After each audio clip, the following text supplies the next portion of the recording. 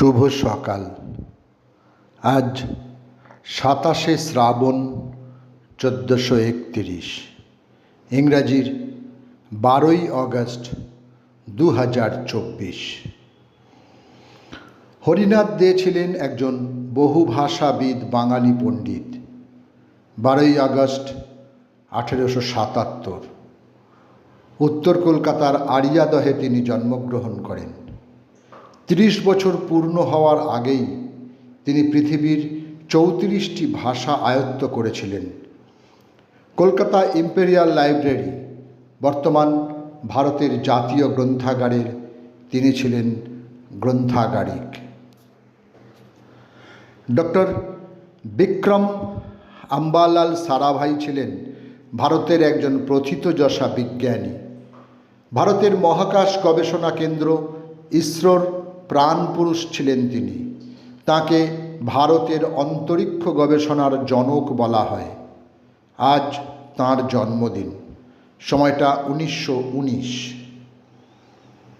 12ই August 1924 Punjab প্রদেশের জলন্ধরে জন্মগ্রহণ করেন মোহাম্মদ জিয়াউল হক।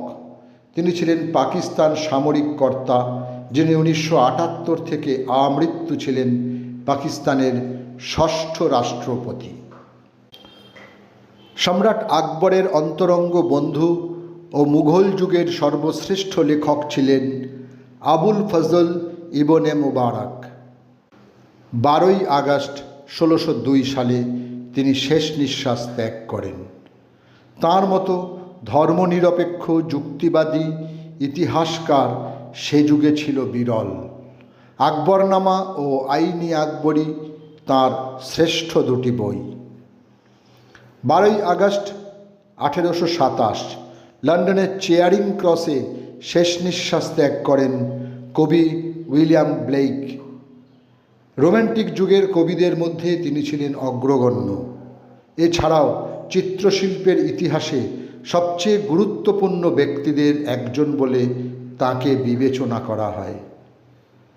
12ই আগস্ট 1954 কলকাতায় পরলোক গমন করেন বিপ্লবী সুরেন্দ্রনাথ মজুমদার। বাঘাযতীন ছিলেন তাঁর প্রেরণা। ভারতবর্ষের মুদ্রণ শিল্পের অগ্রণী ব্যক্তিত্ব ছিলেন তিনি। বাংলা হরফে লাইনোটাইপের প্রবর্তক ও আনন্দবাজার পত্রিকার তিনি ছিলেন অন্যতম প্রতিষ্ঠাতা সদস্য। আজ ইন্দিরা দেবী চৌধুরানীর প্রয়াণ দিবস, সময়টা 1960। তিনি ছিলেন সঙ্গীত শিল্পী, লেখক ও অনুবাদক। ঠাকুরবাড়ির মেয়েদের মধ্যে তিনিই প্রথম বিএ পাশ করেন। তার সবচেয়ে বড় পরিচয়, তিনি একজন অনুবাদক। রবীন্দ্রভারতী বিশ্ববিদ্যালয়ের নাটক বিভাগের একজন অধ্যাপক ও পরবর্তীতে বিভাগীয় প্রধান ছিলেন শুভব্রত সিংহ রায়, যাঁর ঐকান্তিক চেষ্টায় রবীন্দ্রভারতী রেপার্টারি তৈরি হয়। 24শে জুলাই 2021 হরিপালের রাস্তায় অ্যাক্সিডেন্ট হয় এবং 12ই আগস্ট 2021 তিনি পৃথিবীর মায়া ত্যাগ করেন। সকলকেই আমার আনত প্রণাম।